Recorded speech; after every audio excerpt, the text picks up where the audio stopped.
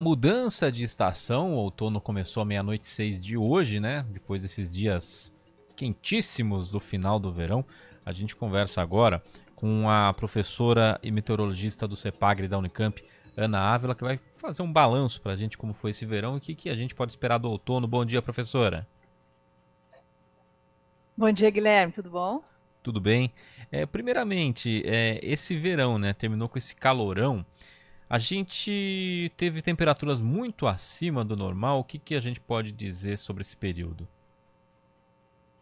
Sim, a gente teve temperaturas em média, né? Considerando que o verão ele inclui os meses de dezembro, janeiro, fevereiro e agora esse comecinho de março, que em termos de clima já seriam outono, os meses que nós consideramos verão em termos de climatologia, dezembro, janeiro, fevereiro, mas incluindo esse pedacinho aí que é o verão astronômico, nós estamos com temperatura em torno de 2 graus, 2,2 graus acima da média, ou seja, em termos de média, a máxima é de 30 graus, a mínima é 20 graus, né, que é aquela que ocorre no comecinho da manhã, e a máxima de 30, em média, né? Uhum. E nós tivemos temperaturas bastante acima da média, né? Vários dias, porque as chuvas que influenciam na temperatura, né?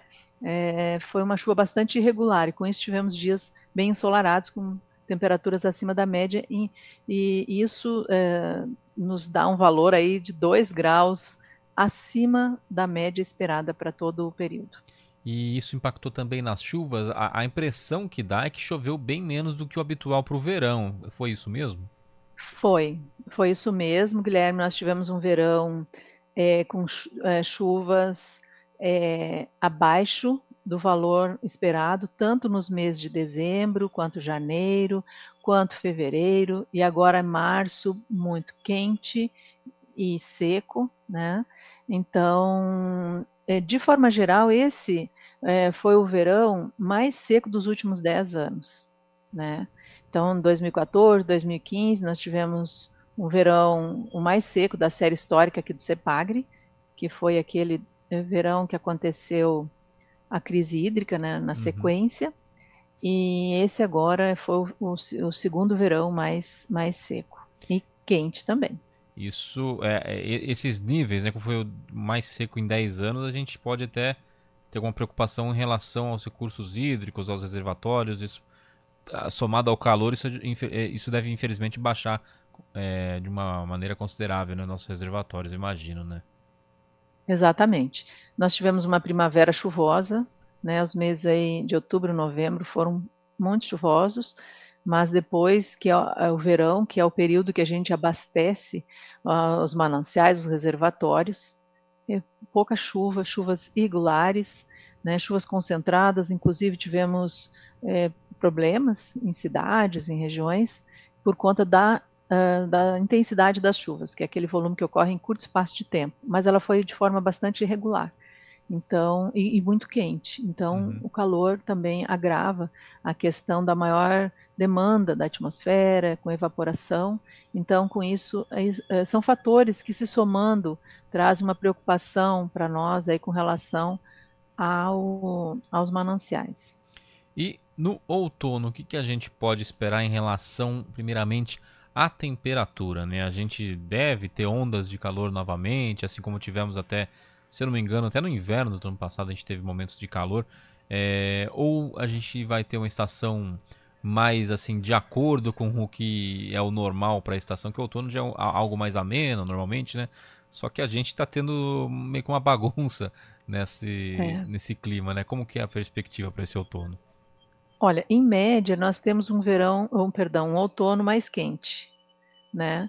É, Agora a gente entra num período que progressivamente as temperaturas tendem a diminuir por conta do inverno, naturalmente. Mesmo que a gente tenha calor, esse calor não é tão intenso, né? Ainda podemos ter calor, né? Agora, no outono ainda, mas a tendência é que progressivamente as temperaturas tendam a diminuir. Mas o outono deve ficar mais quente do que a média.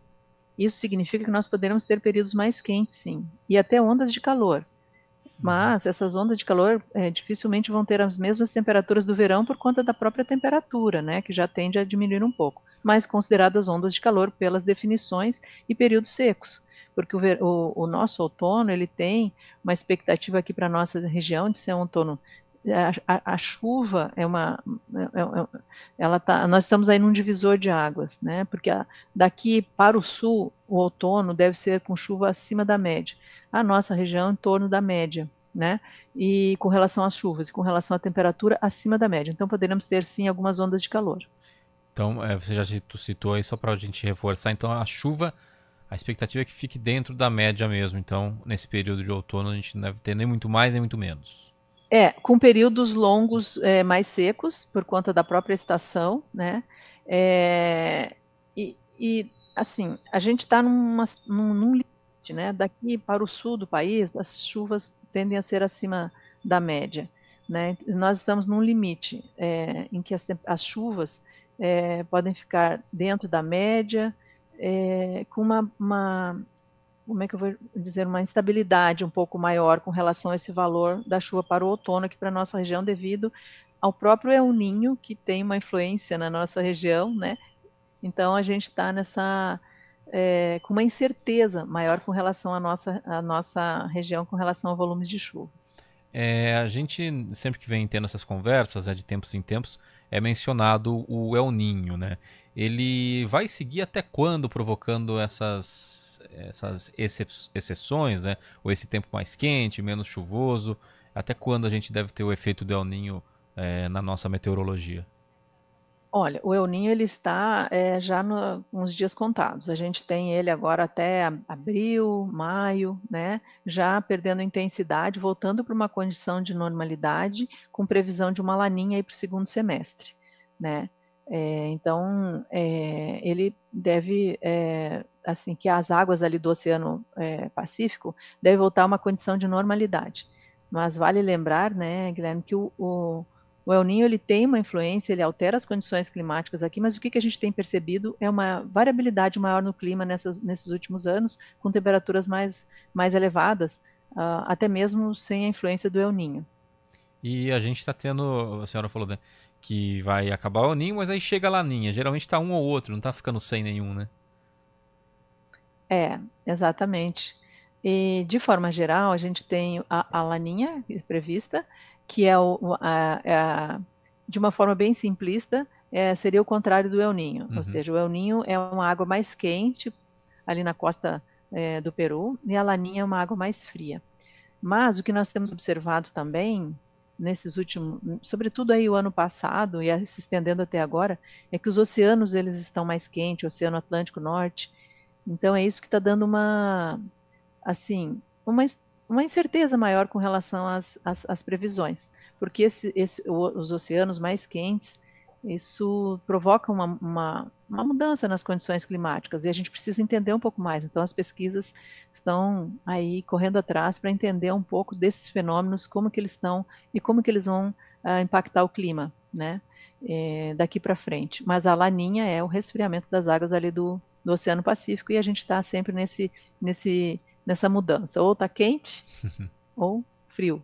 Então, mudanças nos últimos anos.